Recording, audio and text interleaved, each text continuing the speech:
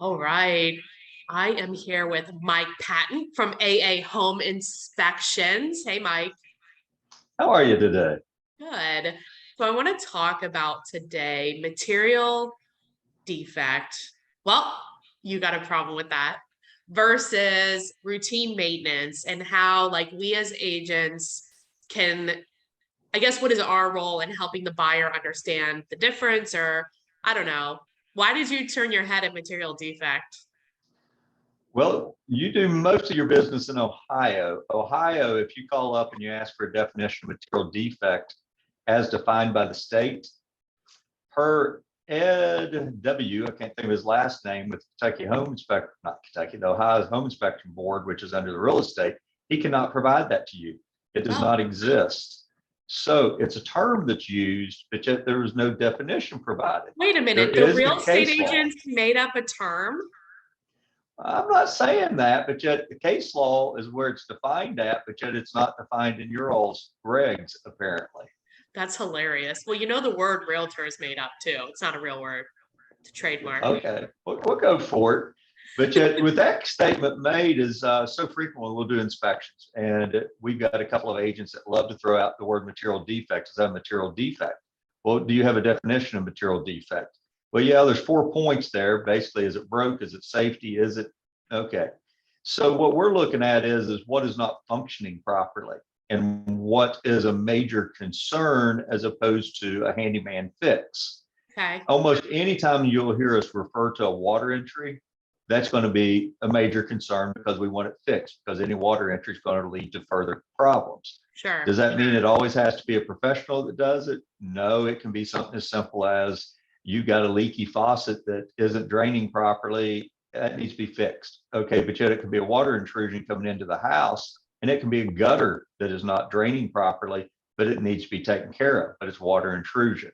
Right. Those are things that basically can continue to become problematic. However, if we have a tree limb that is hitting on the side of the house and it's within easy reach of the ground, that's a maintenance item.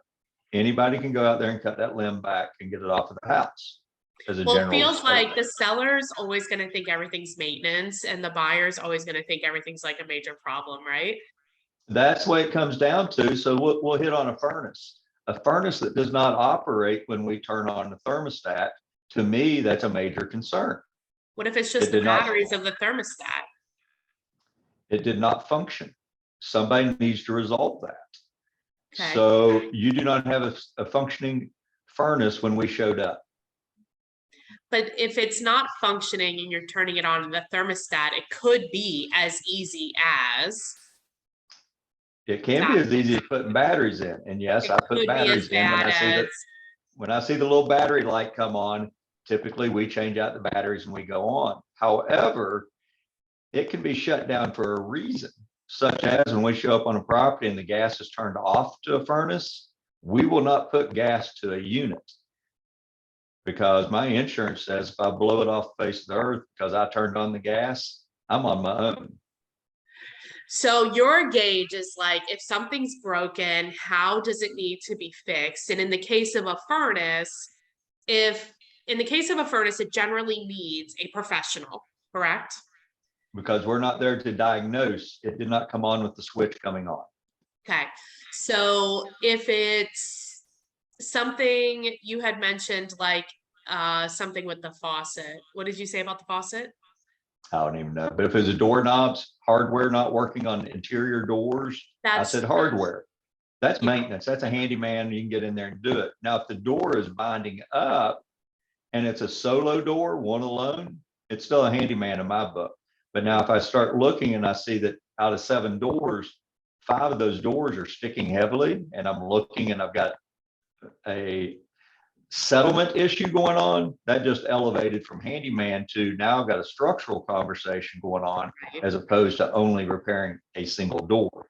Right, which yeah, and this is why it's so important to have a professional inspector that also is somebody who's like not gonna freak out on every little thing. you know, like that's following the trail. I mean, you could see how you talk, like you followed the trail of what is happening before you decided, like, could this be a potential real problem or could this be something simple?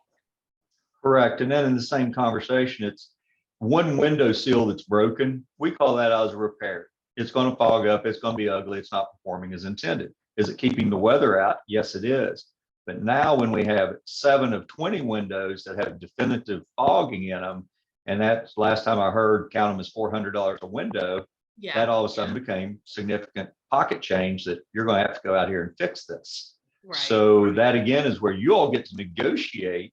Since you just said there's no weather coming in, but it's ugly. Is it aesthetics only? How strong do they feel about it? That's where you all get to do your thing and I get to back up and say, I provided you with information. Right, right. So I think like the main thing I'm taking away from this conversation is not everything is like red alert, huge problem, have to have all these people like come out.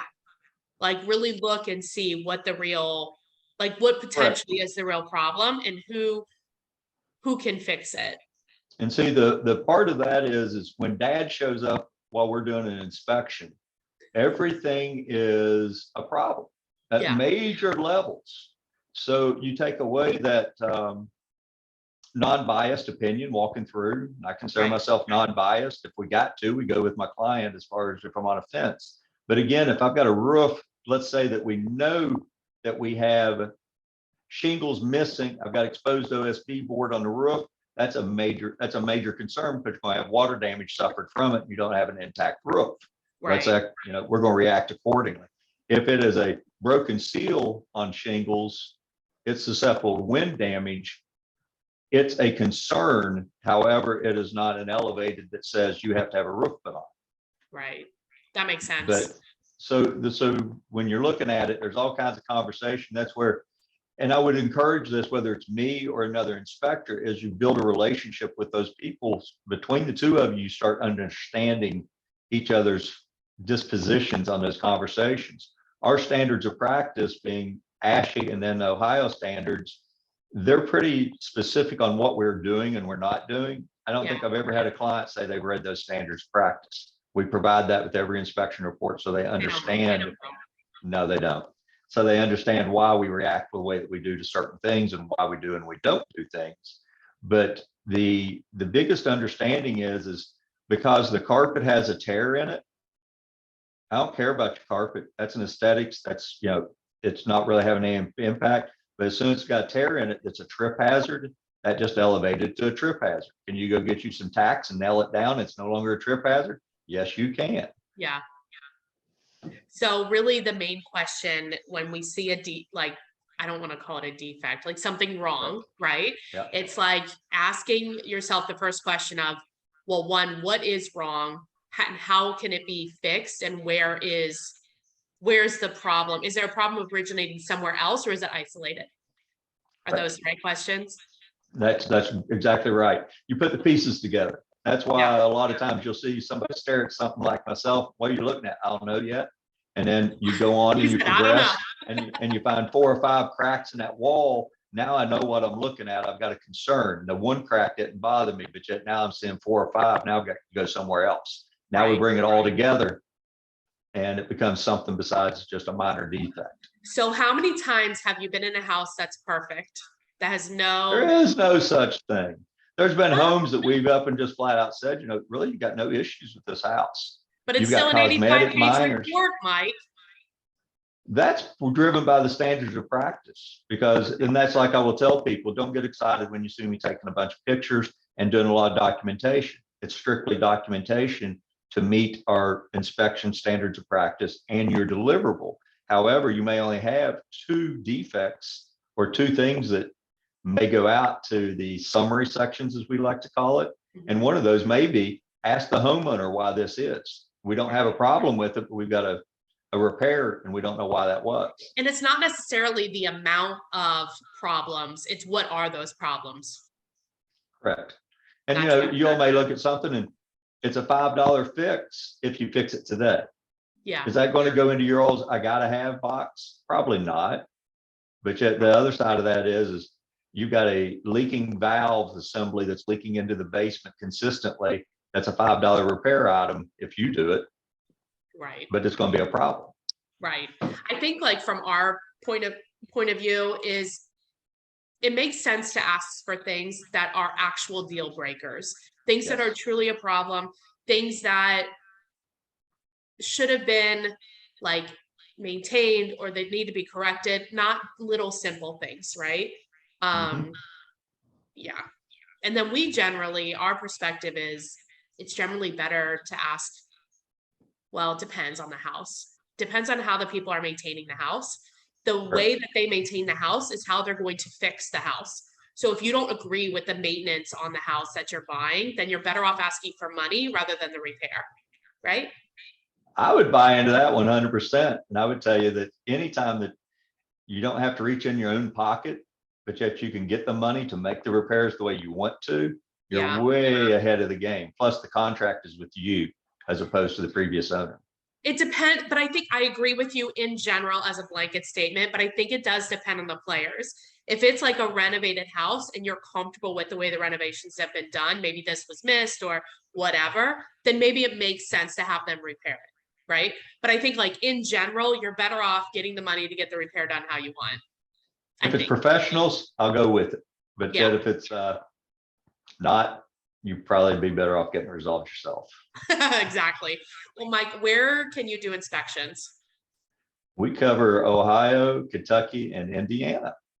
And if people want to get a hold of you, want to schedule something or ask you a question, what is the best way? Our website is aahomeinspection.com. You can also call 859-448-0213. And you can find us on Facebook. Everybody knows that. So you can throw out any kind of comment you want to out there, and we seem to answer those.